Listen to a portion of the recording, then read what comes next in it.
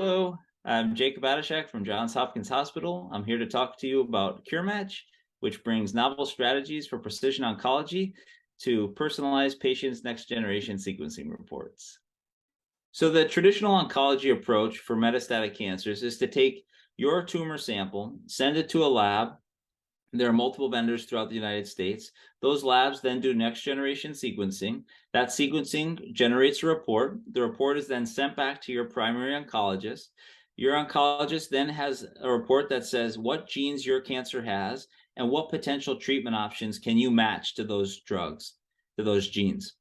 And the drugs are generally one gene for one drug.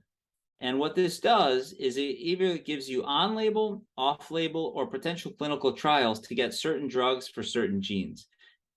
And where CureMatch is different is CureMatch takes that next generation sequencing from these vendors, it puts it into their artificial intelligence driven algorithm to generate their own report based on the sequencing that you've already had. This report then looks at all of your genes together because your cancer has all of these genes at the same time and comes up with a customized combination approach to potentially gives you different drugs to try. So the traditional approach to treating patients with cancer, for example, we'll talk about breast cancer.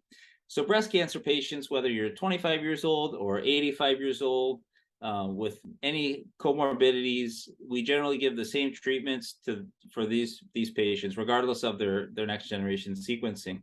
And what happens is we put the drugs at the center of the universe, and we put the patients to the drugs. The difference with CureMatch is that we take the patient and put them at the center of the universe. And we say, if this patient with breast cancer has markers A, B, and C, we should match them to drugs A, B, and C.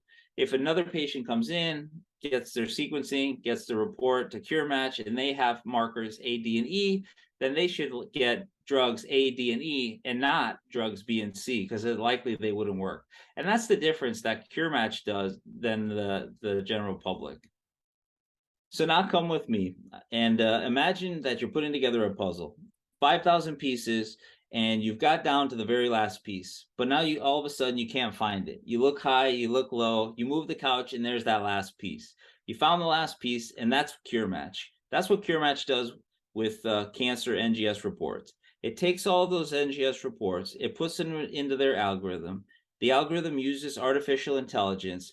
It generates a report, and the report comes out like this. It tells your oncologist of combinations to consider for your cancer.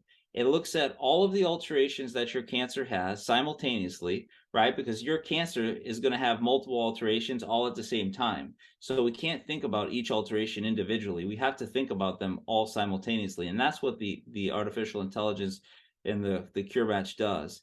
And then it comes up with a matching score of how many of those alterations do we have drugs that we can match to that. And based on that, it comes up with a ranked list that comes out in the CureMatch report.